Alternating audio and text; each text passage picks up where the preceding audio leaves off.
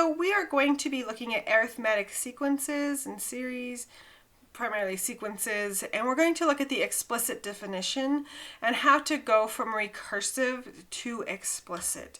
So in this example, we have a sub n is equal to the recursive definition of 3 when n is equal to 1, and a n minus 1 plus 0.5. Sorry, that plus is a little bit bigger than that subset.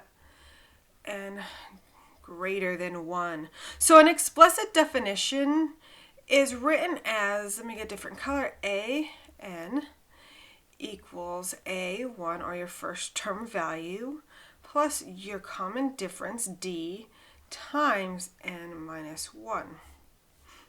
So all we have to do here is identify each one of these two, basically a1 and d, so that we could substitute into the explicit definition. All right, so looking at here, a1 is when n is equal to 1, and when n is equal to 1, we have the value of 3. My common difference, on the other hand, is going to be what we're adding to get to the next value. Right here, this piece is going to be your common difference.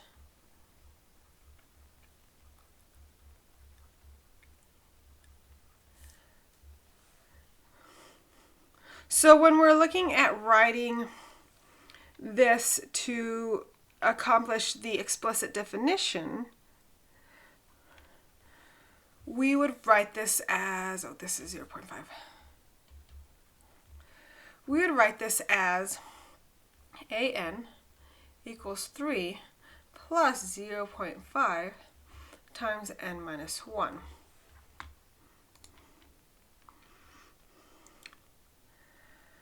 All right, so the general explicit formula is this right here. You could also go one step further. Do we want to go one step further? This is n, and then just say an is equal to 2.5 plus 0.5 n. But I don't think we want to go one step further. Let's just keep it in our general format here of the n minus 1. But this does work out. You might see examples where they do that one more step, where they distribute that 0.5 to get the a initial, so a naught value, which is 2.5 in our case.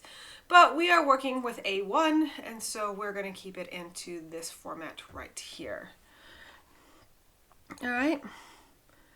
So let's do it another way. Let's be given, that's a weird sentence. Let's work with an equals 16 minus 3 times n minus 1. And again, this is why we want to keep it in that general format, so that we can easily identify that this is a1.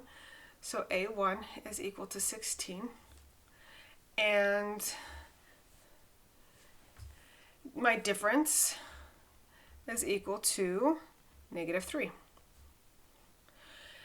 And so now I could say an is equal to curly brackets 16 when n is equal to 1, and a sub n minus 1 minus 3 when n is greater than 1.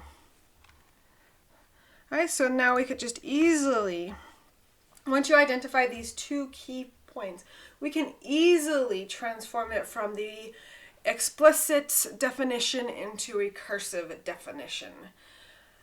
All right, guys, so that's all I have for this one. If you guys have any questions or comments, please always feel free to get a hold of me, and I will catch you in the next video.